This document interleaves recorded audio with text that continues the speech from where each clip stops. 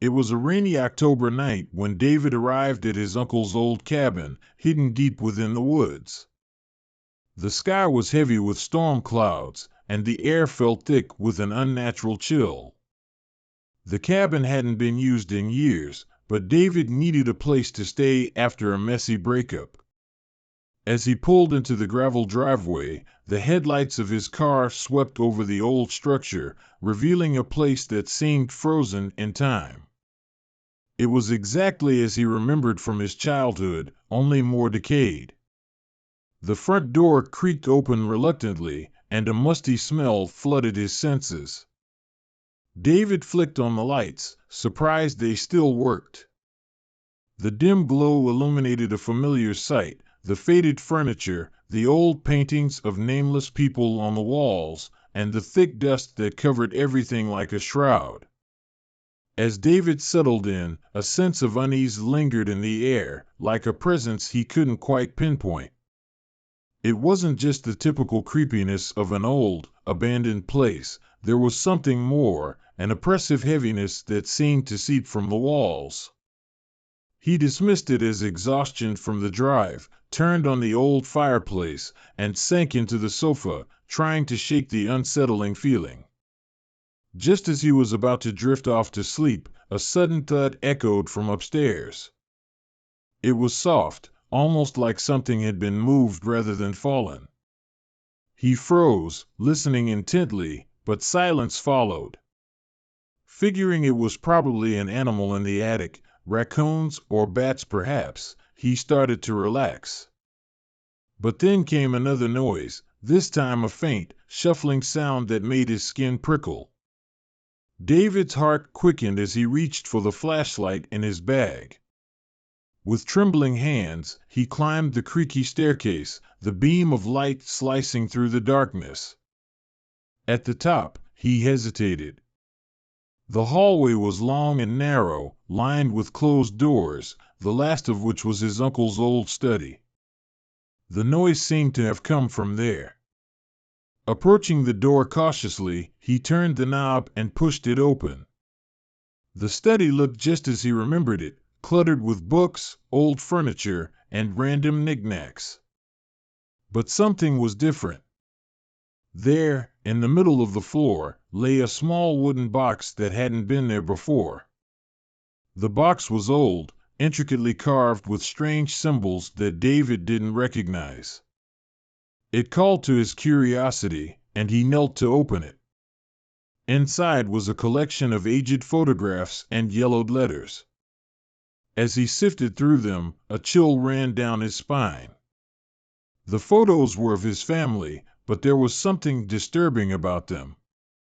In each picture, a dark, shadowy figure appeared in the background, nearly imperceptible unless one looked closely. He turned to the last photo, and his blood ran cold.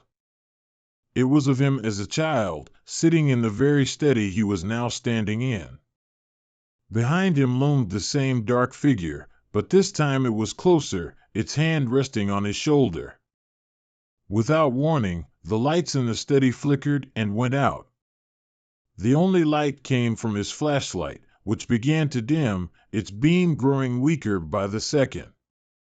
The temperature dropped sharply, and David felt a presence, cold and malevolent, looming behind him, like a breath on the back of his neck.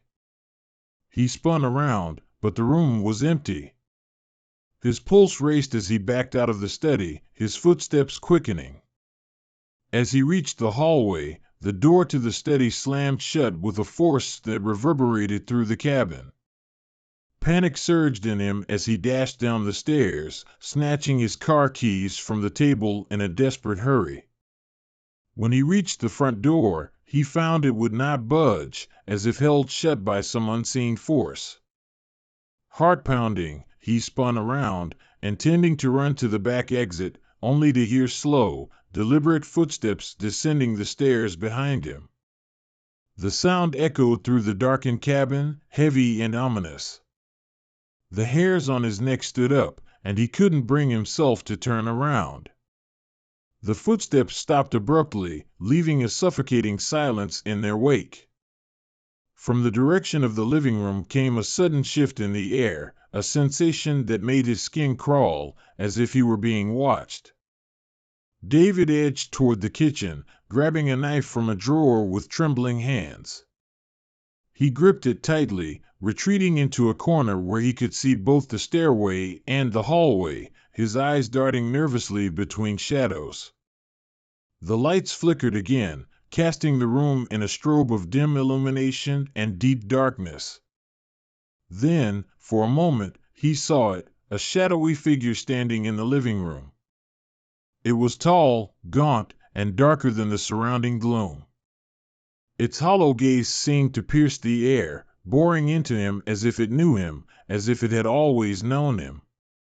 His breath quickened as the figure took a step forward, its form growing more solid with each movement. David stumbled backward, his grip on the knife tightening to the point of pain, but terror froze him in place.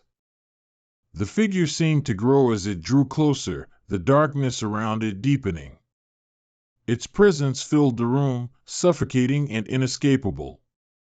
He could feel a coldness seeping into his bones, an overwhelming dread that seemed to draw the life from the air. Desperation took hold, and David bolted down the basement stairs, nearly tripping in his haste. The darkness at the bottom of the steps was thick, like a tangible force that seemed to swallow the beam of his flashlight.